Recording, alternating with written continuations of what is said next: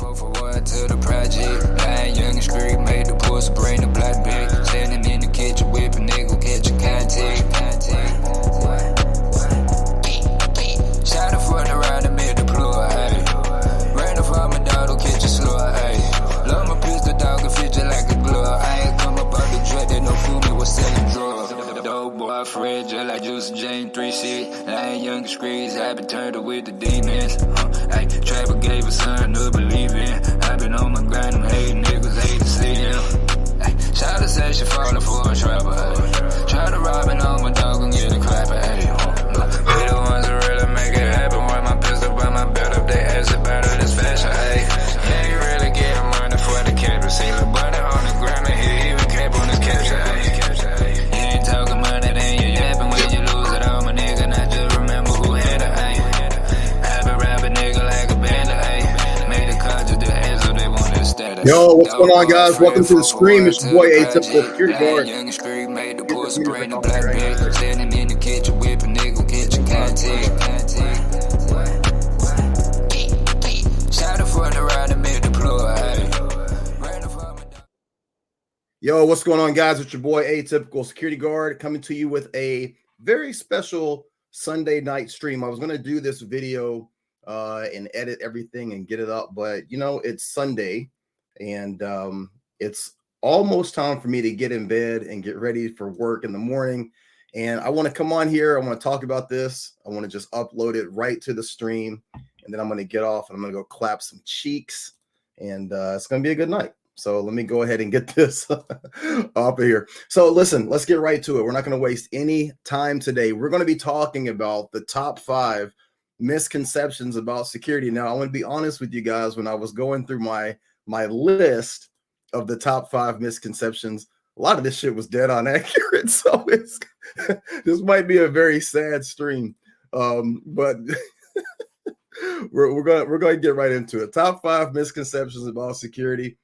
Hey, this is all in jest, but some of this shit was dead on, man. I was like thinking about what people say to me on a daily basis, like all the things that I hear, that I go through, that I deal with, and I'm writing it out, and I'm like, So, all right, let's get right to it.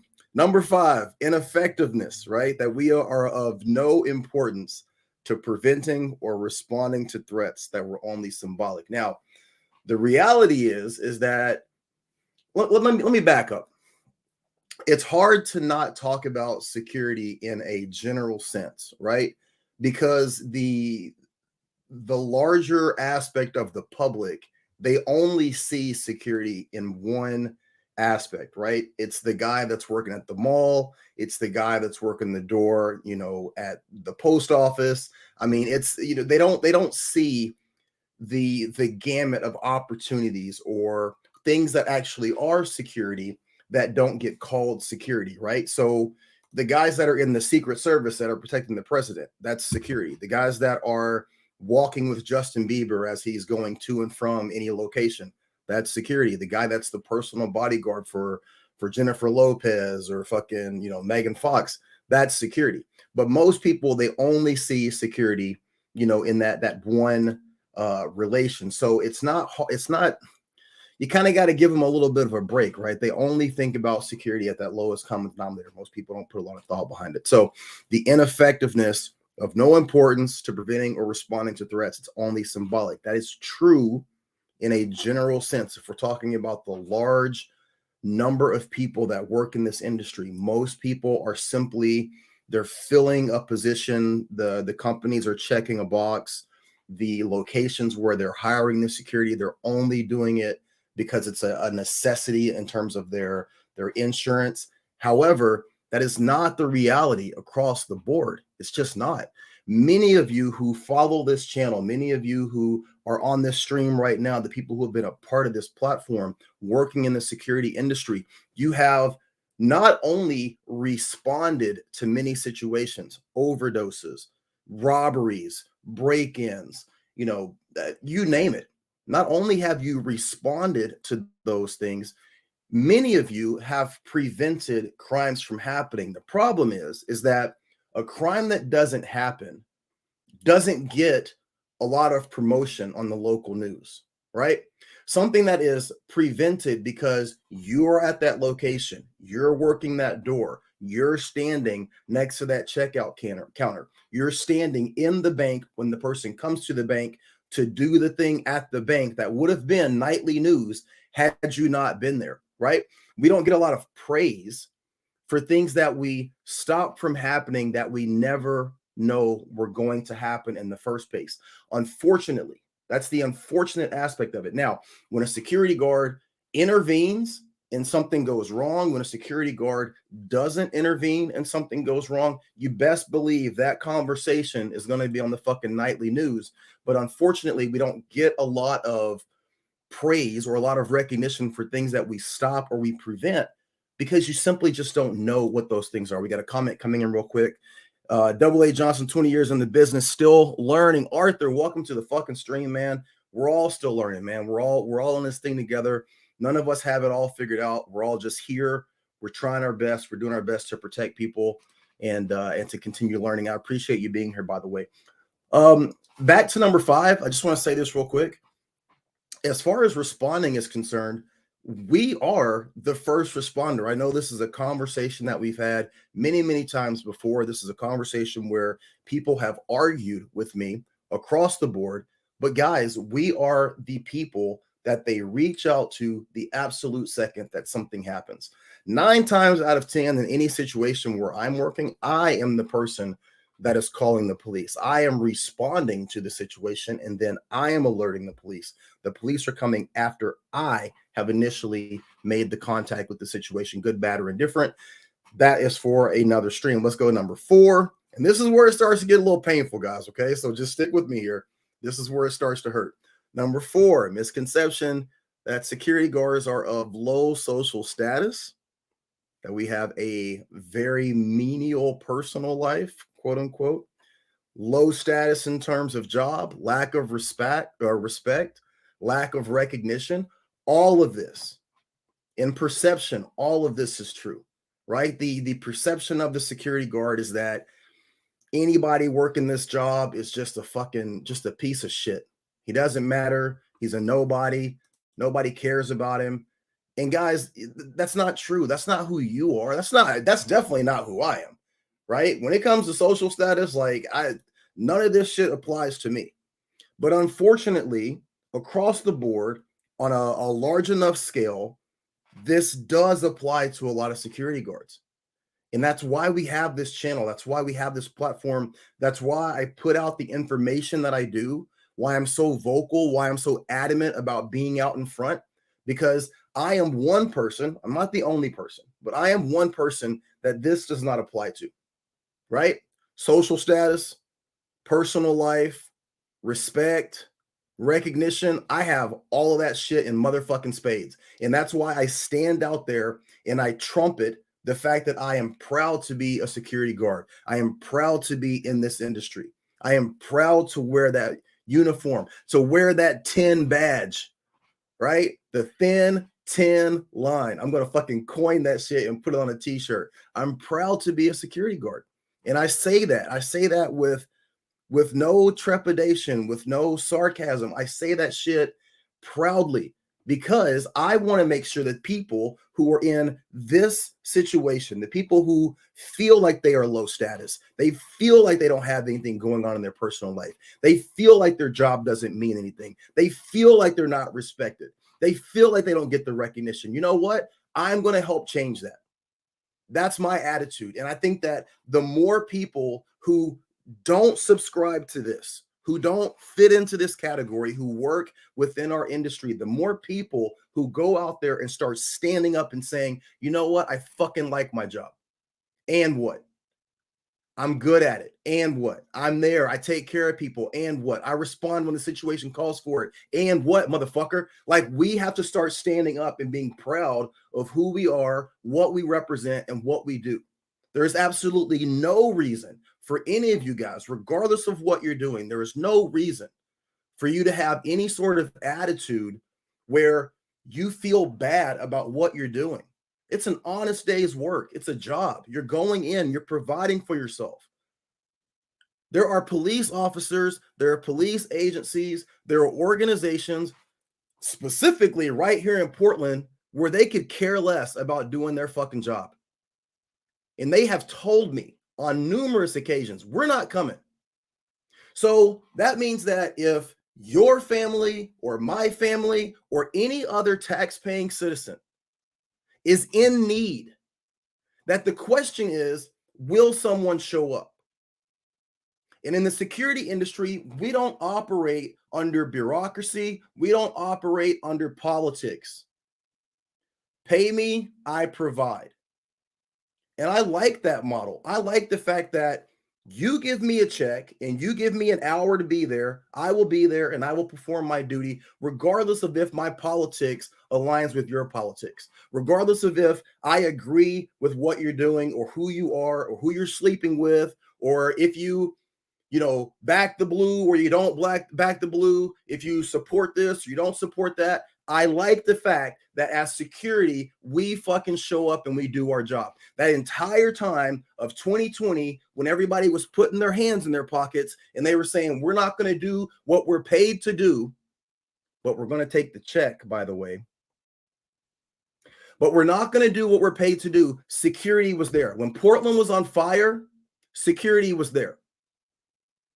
When our district attorney said on television, I'm not going to prosecute for people that are creating arson, for people that are protesting, people that are vandalizing, I don't believe in it. When he has always come on and said, I don't believe in prosecuting people that are homeless or people that are oppressed. Well, then what are the good people of any city to do? You got to get groceries. You got to get gas. You got to shop for things. You got to take care of your families. So who's going to be there in that moment when something happens? Motherfucking security. So there's no reason for you to feel bad about what you're doing. There's no reason for you to look down upon yourself. So where I get how the general public that can't figure out whether they should vote left or right based on the absolute bullshit that people are living in right now, I understand how they look at us and they feel that way because they don't know any better. But that's why it's up to us to be the ones to pat ourselves on the back and toot our own horn. Let's get some of these comments in here. Who we got here? Isaiah Wagner. Look at that profile picture, man. You smiling, all 62 teeth or 32 teeth. I don't know how many teeth we got, man. Looking good, brother. I like that. Isaiah says, I'll say that it's true to some degree with some security guards. LOL. That ain't worth the damn. And you know what? Unfortunately, as much as I come on here and I want to advocate for us, there are a lot of people out there that make it very, very difficult. You make it hard sometimes for me, guys. I work with some of you. You make it hard for me, but we're going to keep doing it. We're going to keep doing it. Primitive Empire. He says, is there a challenge in transitioning from unarmed to armed security? There are some challenges. The biggest challenge is that you have the responsibility of not allowing the fact that you have that piece of metal strapped to your hip or your thigh to go to your fucking head. Too many security guards, when they get into the armed aspect of what we do, they become like insane. And that's a completely different topic. We will get into that somewhere down the line. Let's go to number 3. Number 3, lack of professionalism. Lack of professionalism in training, how they handle themselves or situation. There's a lot of truth to that one.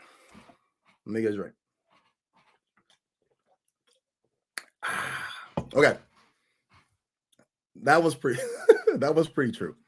Unfortunately, the lack of professionalism, it comes from the companies more so than it comes from the officers. I've said this on other videos. The companies are most of them are only out there to make the quick dollar. Right? There's very few security companies that are actually out there trying to set a standard, trying to change things, trying to make a difference. A lot of companies start out like that. But like any business, you have bills to pay. And when you have bills to pay, you got to make that money. You got to make that payroll. You got to bring in that cash. You got to get that contract. And so unfortunately, you start cutting corners, right? And where they cut corners is by bringing people in to just fill the role, right? And that's unfortunate. what that does is it creates an environment where the officers are not of the cloth or the ilk that they should be to represent the industry. And unfortunately, the people who should be in those positions, even in the bottom level roles, right? The problem is that you have to pay those guys. They're not going to work for $15 an hour. They're not going to work for 12 bucks an hour, right? So the company's in this weird position. It's like they need people with more experience. They need people who have a better understanding of the industry. But unfortunately, they either can't, they won't, or they just flat out just don't pay to have those kind of people on their payroll. So you end up with very young, very inexperienced, very green officers. On top of that, I don't think a lot of companies want to do training because they don't want to be tied to what they are teaching their officers. That is a motherfucking nugget of wisdom right there. Let me repeat that. A lot of companies do not want to provide training because they don't want to be tied to the actions that the officer performs, right? It's so much easier for them to simply not train the officer, to write some very vague post orders. Most people don't have common sense, let alone be able to interpret something with nuance and ambiguity and gray area and be able to perform that without getting themselves or the company or the contract into a bad situation. So the company just says, we're going to provide the bare minimum of instruction and we're just going to back off. And in that way, anything that goes wrong, we blame it on the officer. We cut the officer. We maintain the contract. Our money keeps flowing. From a capitalistic business standpoint, if it's all about just making money, I guess I get it. That doesn't do anything of positive for the industry. It doesn't do anything positive for the officers. And ultimately, it ends up costing. It ends up costing either time, it ends up costing potential contracts. And unfortunately, on a long enough timeline, it costs people their lives. Because untrained officers ultimately, on a long enough timeline, end up shooting someone, harming someone, doing something that either gets the officer into great physical danger or trouble with the law, or it gets the company's contract cut. You would think that they would look at that situation and go, okay, look, we have, 90 years of history of, corporate security. We have 90 years of history. We can look back and go, ultimately, if we don't train our officers up to a decent level, a decent standard, something bad is going to happen. But that does not seem to be the case. It hasn't happened. I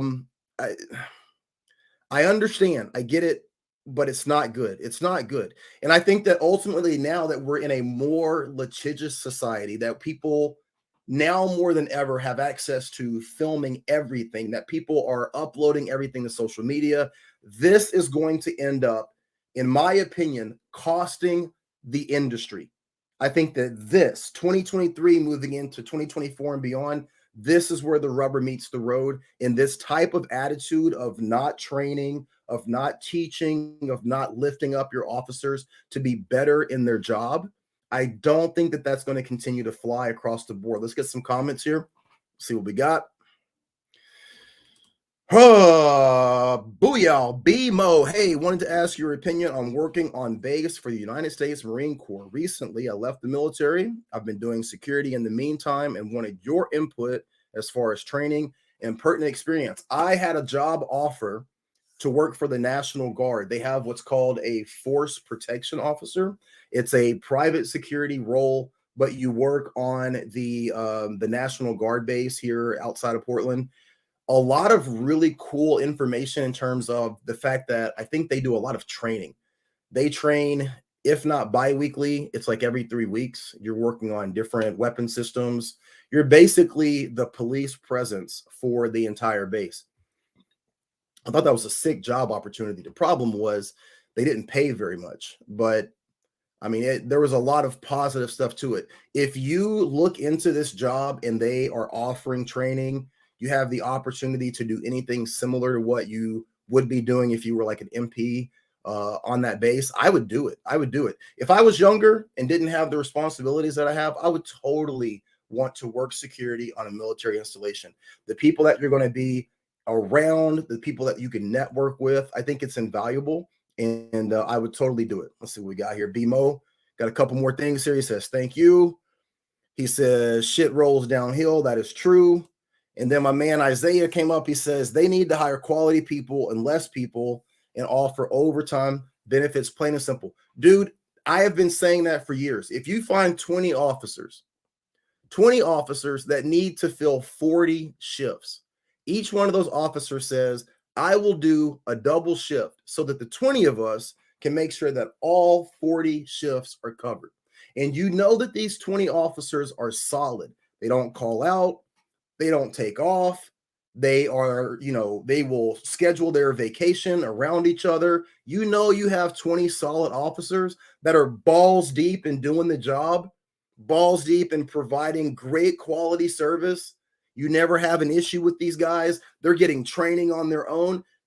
Those are the 20 guys you should ride with. But instead of paying that overtime, and we all know where I'm going to go with this, instead of paying the overtime, what does the company do? Hey, we're going to cut back on the overtime. We're going to save $7 on each officer, and we're going to hire 20 more people that are complete boneheads, because that way we can save money. We can all bonus out at the end of the year because we're on the corporate side, right? We don't have to pay overtime.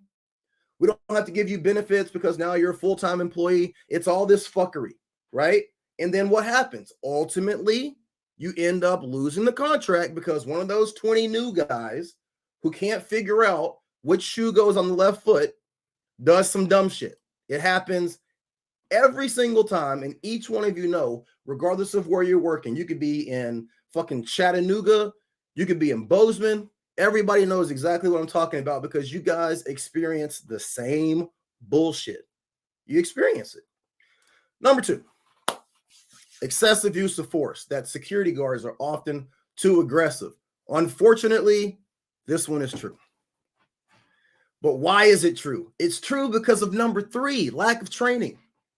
You take somebody who isn't a police officer and you dress them like a police officer.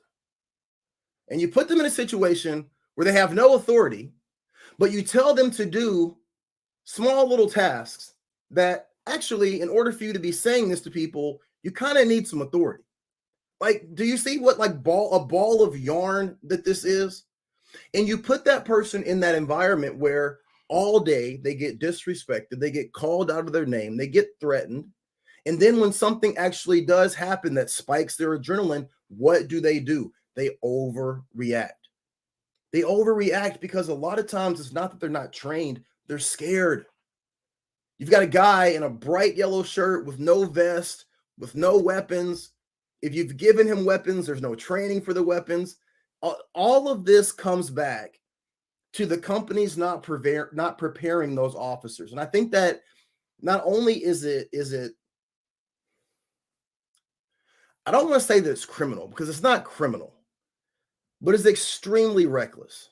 It's extremely reckless because you're expecting a oftentimes young 20-year-old man, a boy, to be put in a situation where he's out there by himself and he has to respond to these situations of threats, these situations of potential violence, and you're hoping that he's going to respond the right way. And in lieu of training, a lot of security companies will go for the young veteran. So they'll say, okay, look, we don't have a training situation. We don't want to tie ourselves to training. We don't want to put in the effort to train these people. We're going to hire a veteran. Okay, well, then you get some 23-year-old kid who just spent the last couple of years over in Afghanistan.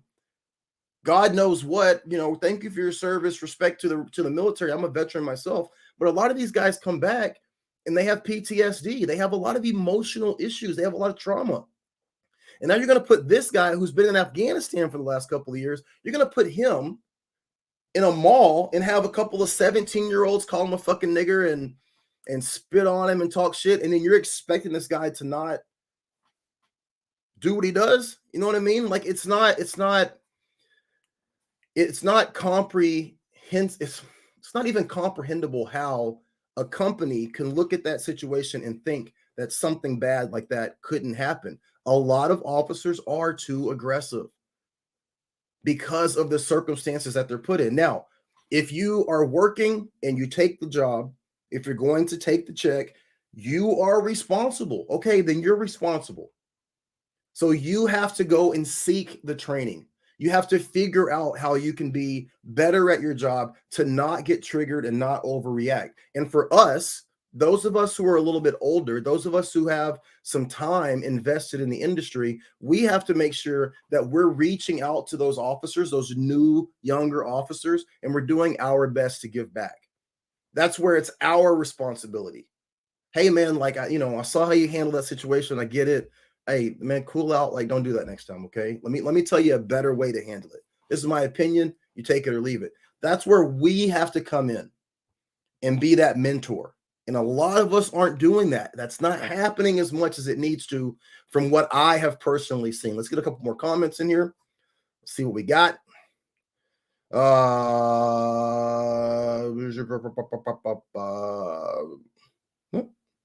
on. I'm going to go up here and see what this says. Who we got here?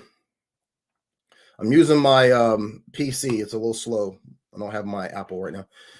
Michael Shamrock says some companies that start with an A don't care about their guards, just want a warm body and a location. We are on our own. Be safe, everyone. that is so true. BMO's dropping mad comments. Thank you so much. Means a lot. Son of a gun. What you got going on here, bro? Let's see here. Son of a gun. Let me pop him up. Wait, here we go. These companies want to pay pennies on the dollar. They underbid just to get the contract. A lot of people who are on this platform on YouTube were talking about the underbidding that's happening with these large companies. Yes, that is true. Guys, at some point in time, what are we going to do? What are we going to do? Do we unionize? There's a lot of talk about people unionizing. Is that something that can be done? Do we do a class action lawsuit? I don't know. This is going to be something that going into 2024 is going to be a bigger issue. Can somebody is no resident or resident, can he work as security guard unarmed? I'm going to let you think about that and rewrite it and post it in the comments, and we'll get back to that. We'll take one more question here, or one more comment here. Before ever going hands-on, highly recommend going to training companies and get quality training. Also, getting de-escalation training without any of that, man, it's not going to end well. That is so true. And guys, listen, if you own a company, if you are a security officer yourself and you want training, I know of a great person that you can reach out to right here. Okay. That's what the membership forum is for. That's what the membership area of this channel is for. If you need training, if you need information, if you need to have a field training officer for your organization, I can help you with that. Let's get back to our top 5. So we did excessive use of force.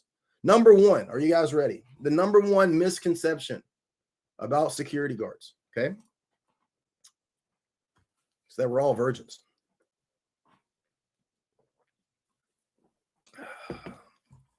Just joking.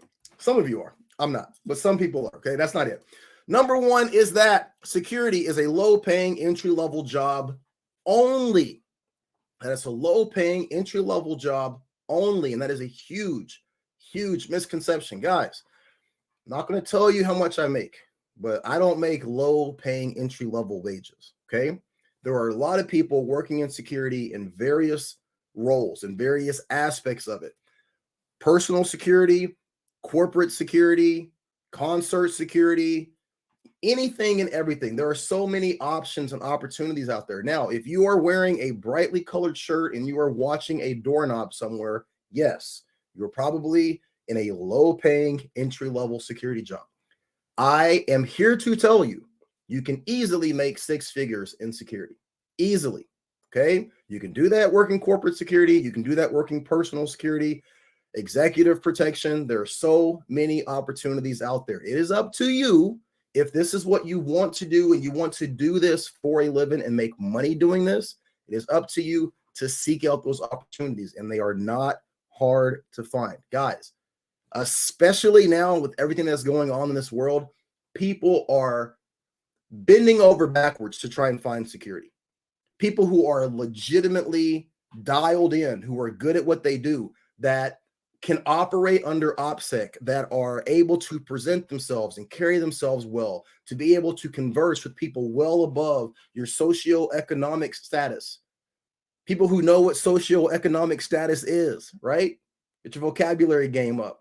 There are so many opportunities out there for you guys to make money. You don't have to make $12 an hour. Not shitting on $12 an hour. Sometimes that's what you got to make. But there are jobs out there where you can make in the high 30s. You can make in the high 40s. You can get into the 50s. It's out there and you can do it.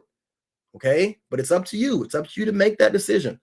Let's get back to some comments here before we get off. Let's see here. Boom, boom, boom, boom, boom. BMO says, I think courses pertaining to verbal jujitsu or verbal judo and de-escalation should be a part of the onboarding process. I totally agree with you 100%, man. Tanya G, what's up, girl? Good to see you. My man Isaiah with another question. Big question. Why don't you start your own security company, LLC? Most companies make you an independent contractor always. I am so busy working. And I think that that's my downfall. I've put so much time into working, and then I put time into doing this. I have an LLC for a security company. I've put feelers out there for security contracts.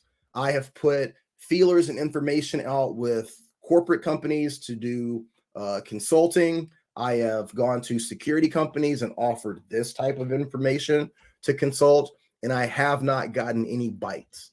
So it hasn't been for a lack of want. It hasn't been for a lack of effort. I started the security guard training app. That fell through. I've started the training academy for security guards. That has fallen through. I've offered my services to do concealed carry. Guys, listen, we have to be honest. Sometimes I'm a firm believer that there is a pressure point that sooner or later I am going to touch, and it's going to be the right one. But what I have tried to do in security in terms of teaching and training and offering services, it hasn't happened yet. Okay. And that I think would be a great video for another day. We won't get into all of that. I have some ideas as to why. I think a lot of that comes from me. But yeah, it hasn't worked yet. It hasn't happened. Not for a lack of trying. It just hasn't happened yet. Okay. Reed Brooks, what's your thoughts on carrying the SIG P226 TAC Ops with the Surefire for duty? In the words of Don Cheadle and Boogie Nights, rock what you dig. I'm a Glock guy. I don't like SIG. When I worked for one of the prisons in Pennsylvania, we had to train with SIGs. We had to qualify on SIGs. It's something about the angle of the SIG. I'm not a big fan of it. I know they're good guns when they're not inadvertently shooting and blowing people's balls off, but yeah. Can I get your info for future training? Hang on a second. I'm going to star that. Yep, you sure can. Let's see here. Private chat. Hang on. I'll tell you what, I'm going to put my email up here and you can email me. Okay. So here's my email. Stand by. It's coming up right now. Everybody stand by. All right, so here's my email. Coming up somewhere. Okay, so I'm going to leave my email up.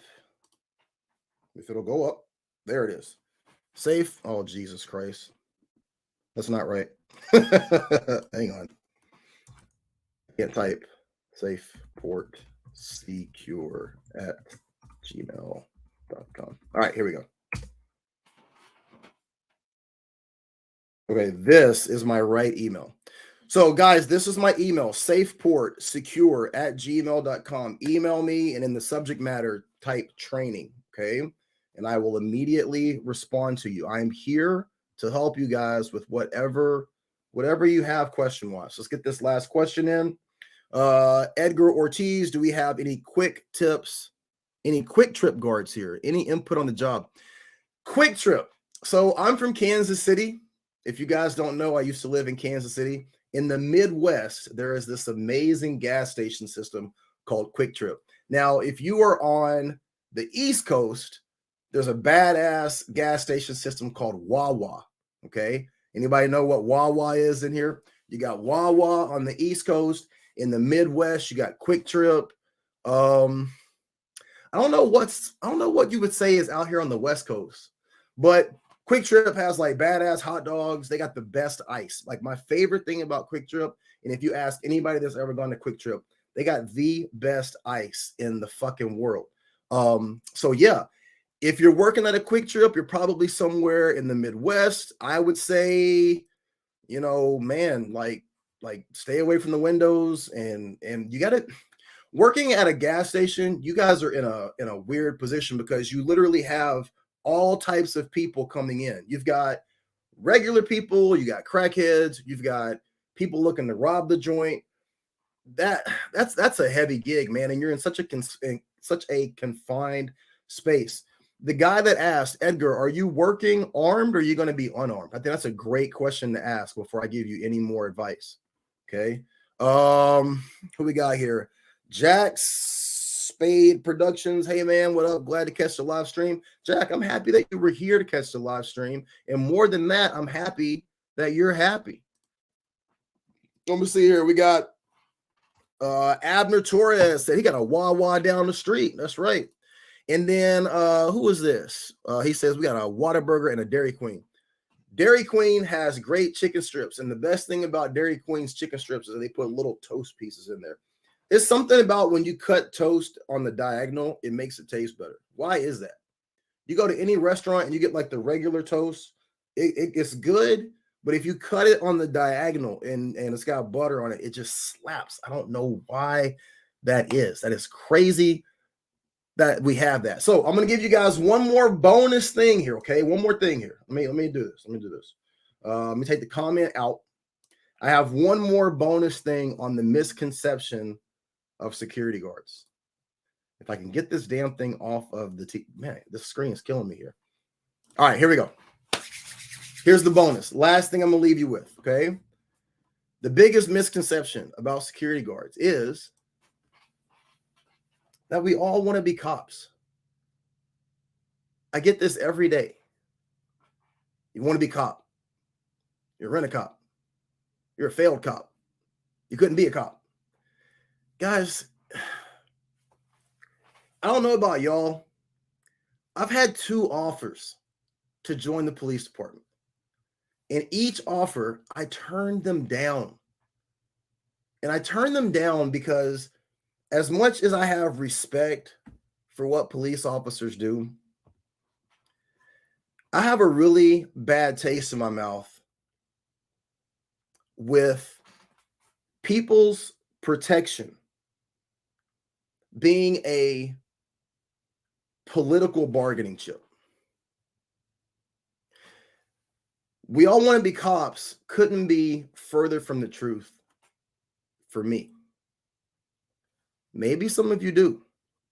And I know that security is a gateway for a lot of people to get into law enforcement. I commend you. I respect that. I have no issue with police officers. I respect the job that good, honest, hardworking police officers do.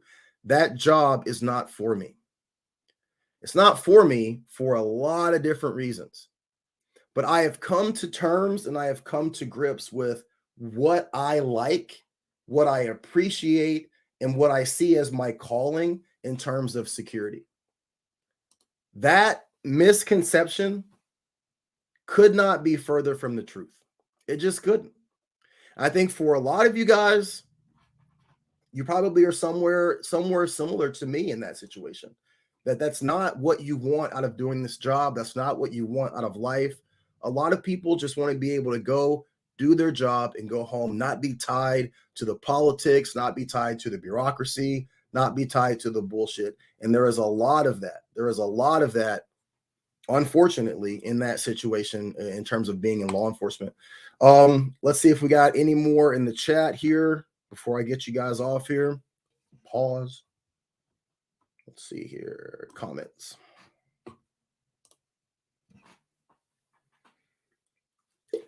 What's he got? My question was, oh, okay, yeah, that last question that you put up was a little bit hard to read. My question was, if somebody is not a citizen or a resident, I'm going to assume, can they work as a security guard with arm? I don't know. More than likely not. Okay. I'm trying to interpret what you're writing. I think that we're having a little issue of the language barrier, but if you're not a citizen and you cannot get your guard card, more than likely you cannot work as an armed officer. But check your local listings and ask the people that are in your area. Edgar Ortiz, DPS, will not issue a guard card, armed or unarmed, to anyone who is not a resident or a citizen. There you go. Well, see, got an answer before we got off the stream here.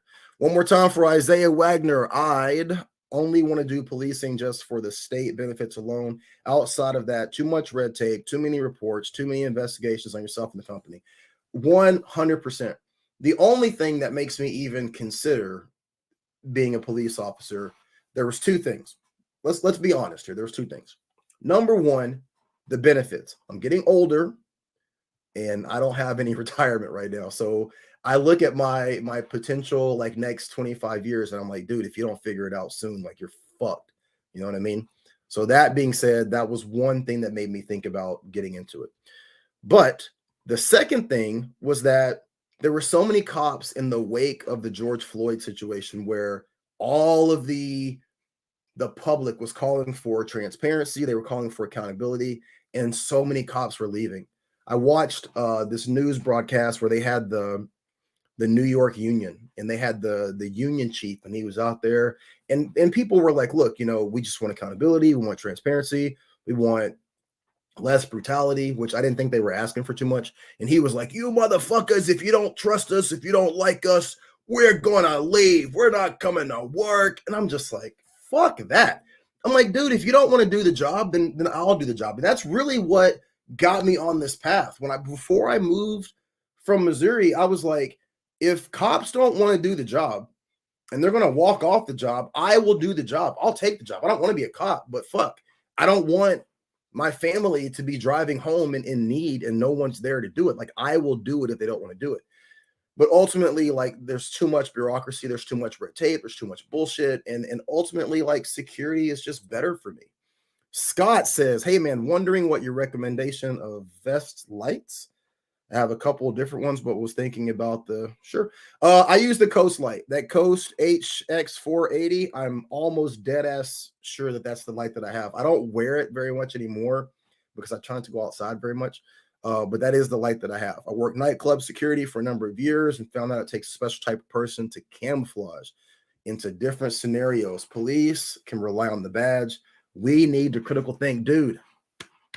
Bravo, bravo, bravo. I was actually going to make a video on this. I made the short video the other day. If you guys are not following my shorts, please go in there and look at them. Click on a couple because it feeds the algorithm and I want more people to see it. That is so true.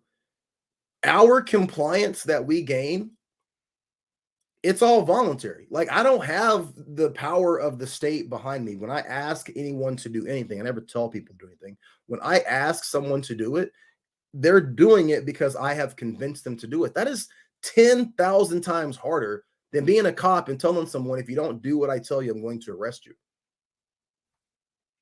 Fuck, you're a failed cop. You can't be a cop. No, motherfucker, I'm a security guard. I'm able to get you to walk your happy ass out of this store and across the street off property without me having any authority to do so. That makes me special. I'm a motherfucking magician. I just made you disappear at the sound of my voice. Abracadabra. That's something to be proud of, guys.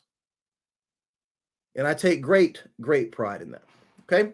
So anyway, guys, this was a great stream. I really enjoyed this. I hope you guys learned something. I hope you enjoyed it. Please check out the shorts. Check out the short versions. Okay. My wife is in there. We have family over, and like I couldn't do anything for the last couple of days, and your boy's kind of ready to. So y'all have a great night. As always, be safe. Watch your back. Watch your six. And I will talk to you guys first thing in the morning as I'm heading to work. Okay. Be